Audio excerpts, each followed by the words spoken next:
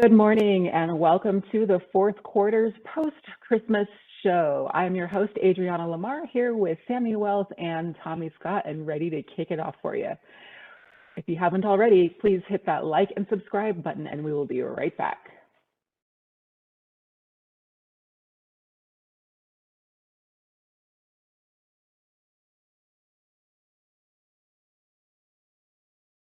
All right, welcome back. So first subject of the day, Cowboys beat the Titans yesterday in horrible fashion. We know the game wasn't super important to the Cowboys. They've already clinched their spot, but really, Tommy, let's start with you. How did you feel about the way that game was handled? You know, the game was interesting. Like, one thing I'll say this: I think the Cowboys did a fantastic job. They were playing a trap game, right? This was really a trap game. They do have something they're playing for. They went out and the Eagles lose. The Cowboys can win the NFC East and potentially The Eagles have to lose in that well, equation, it's not. Well, they can win the NFC East. They could also take that number one spot. I do believe that in order to take the number one spot, though, they also need. I think they said the Niners would have to lose, and I think the Vikings would also have to lose. So they need the Eagles to lose twice, the other teams to lose once, and then they need to win next week. Right. So but this is keep in mind. Keep in mind, Raiders. we remember the talk of what is it going to take for Eli Manning to beat Tom Brady in the Super Bowl after Tom Brady hasn't lost all season. And what did we see? We saw exactly what it was going to take for that to happen. Or what is it going to take, to win when you're down 28-3 in the Super Bowl at the beginning of the fourth quarter?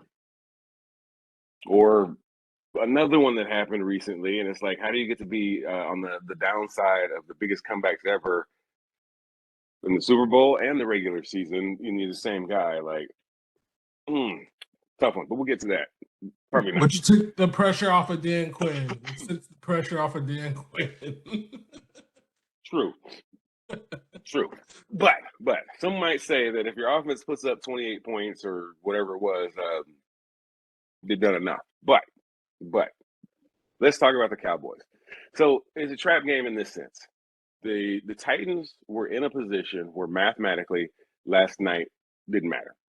Whether they win or they lose, next week they have to win. They win the division, they get in. If they won tonight and lost next week, same thing. Same thing goes on. They have to get to next week where they're going to play the Jags. Winner of that game is going to win that division, and they can move on. I think the only one that would change up a bit is if they won tonight and the Jaguars lost, then I think they get there. But no, I think it didn't matter yet next week, because basically what would happen is they'd end up with a tied record. So whoever wins that game, because you either if you go in one game up, right, the other game's one game behind, they win, tie game, you win, it goes on, or if you come in tied, whatever. So it's kind of down to that. So they were resting, not really playing. They had they basically brought somebody off the turnip truck, if you will, to come in and play quarterback. I cannot remember the guy's name off the top. Was that Dodson? For the Titans? Yeah. Joshua Dobbs. Dobbs. So Joshua Dobbs. He came in. I think he played quite well, given the fact that he played excellent. This is his first starting game. Yep, first starting game. Been a journeyman quarterback. Been around. They just brought him in, so I thought that actually looked very, very promising for them. As predicted, they didn't say anything about next week, but I imagine we'll see him again. But now back to the Cowboys, because I think this is where it matters more. Sorry, Titans.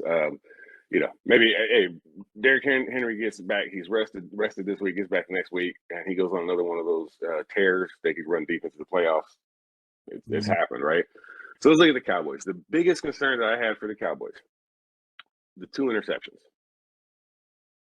The two interceptions. Now, one of those not quite on Dak, but it's still one of those where it's like, quarterback's going to control the team. Quarterback's going to run that team. It's still an issue that, unfortunately, Dak has to not take on, as far as, like, I don't think the stat is his dog. Yes, he shouldn't be.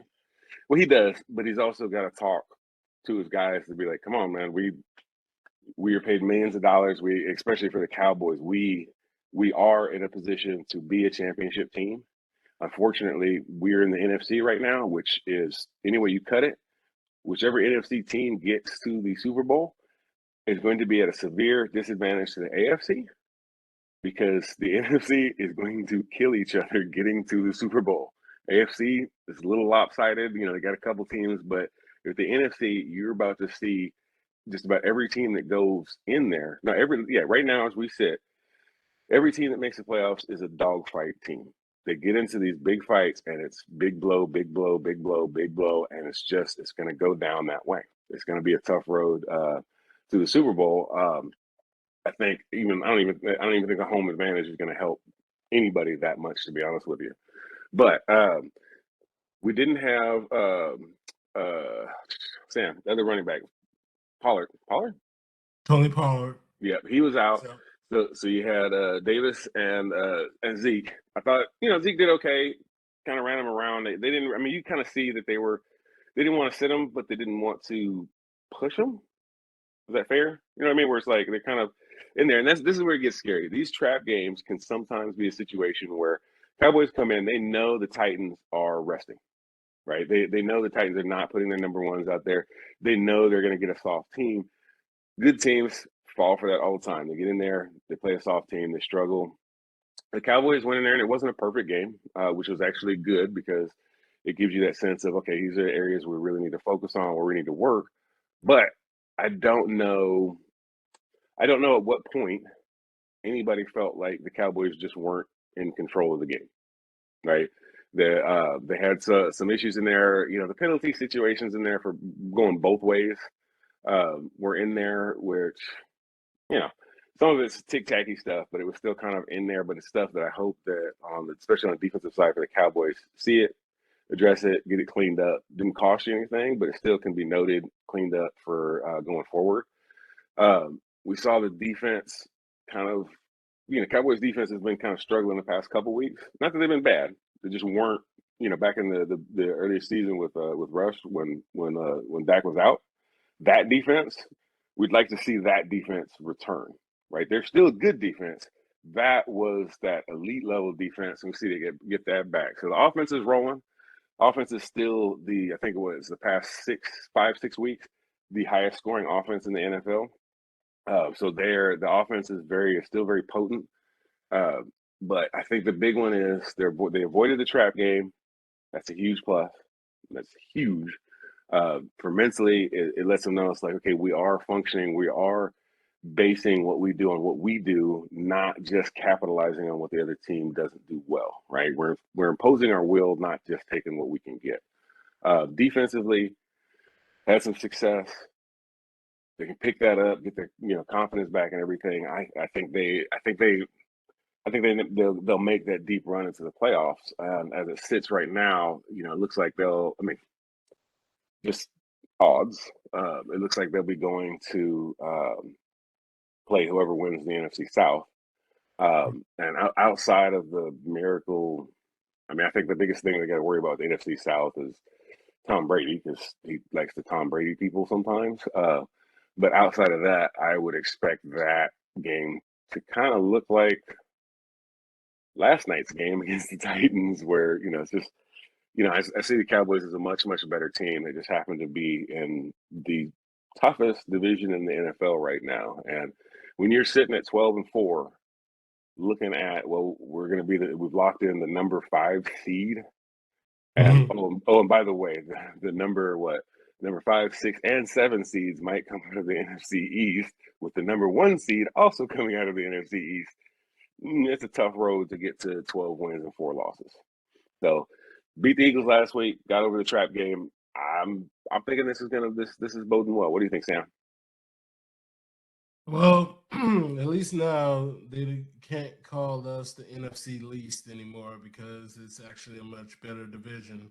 But I have to say about the game, I was, usually I'm on here saying, how about them Cowboys? But I couldn't even do it after this game because I was just kind of disappointed. I just felt that, Cowboys were going to go out. They were going to blow out the Titans and just be done with it, and just show a confident game that they can be able to dismantle a team that is not that very good, and plus they had their backups in. The one thing I'm concerned about is Dak Prescott. The turnovers. These turnovers for the last 10 games, 9 games that he had played. I mean, you're leading the league in 14 interceptions. You're tied with Derek Carr, who they're now sitting down in Las Vegas. And yes, you're getting the win, but you're getting the win because of your defense. Okay. The reason why you won the Houston game, I understand Dak took us 98 yards.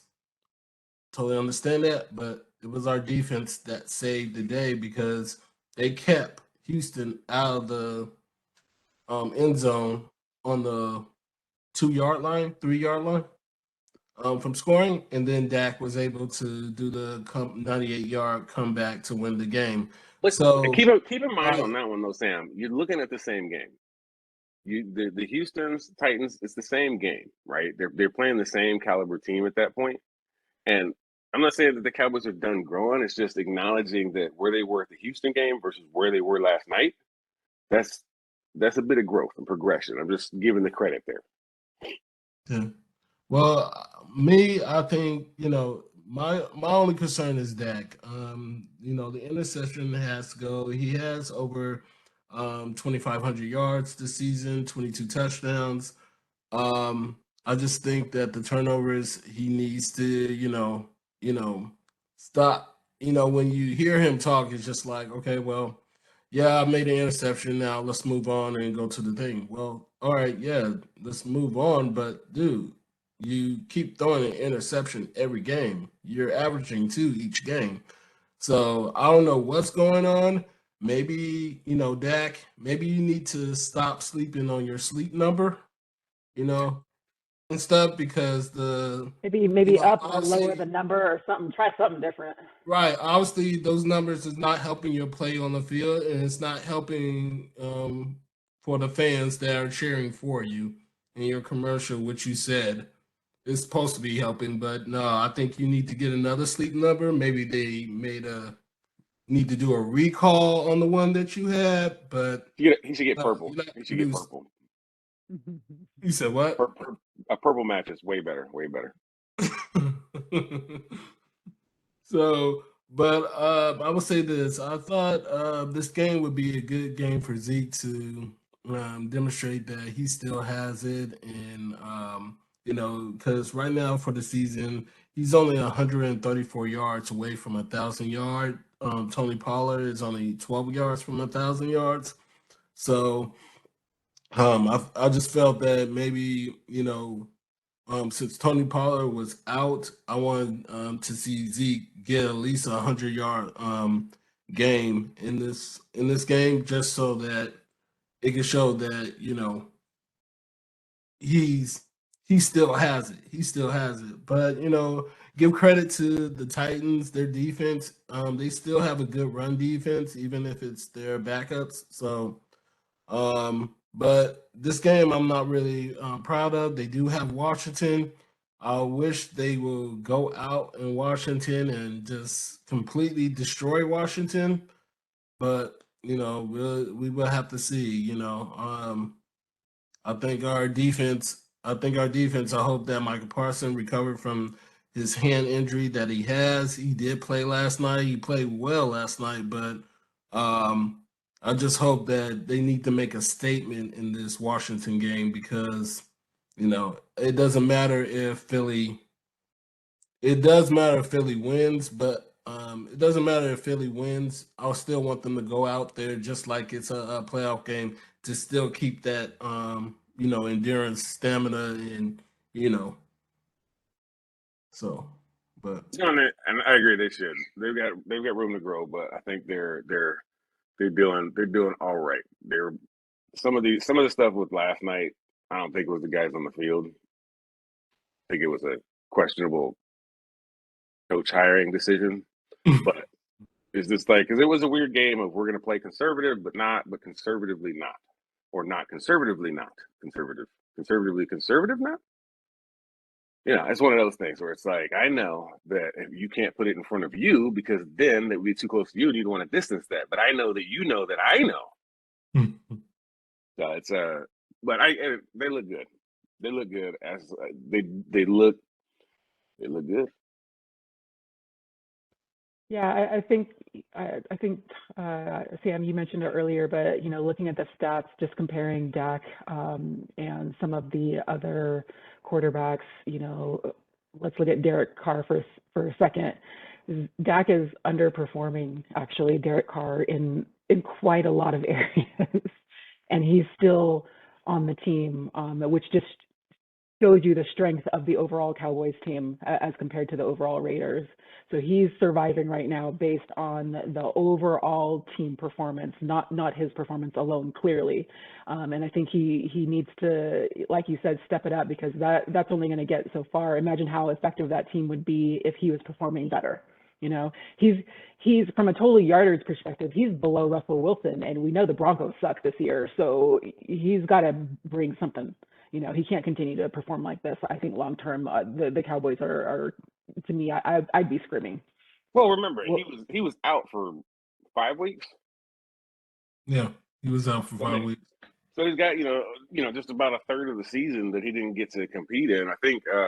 I mean, excuse me. And yet he still has 14 interceptions. Well, but that actually, when you're looking at how he's playing, like last night, 2 interceptions, 29 of 41. That's almost a 75% completion rate, with as well as 2 touchdowns and the 2 interceptions. When you look at that, you see somebody that obviously they're capable.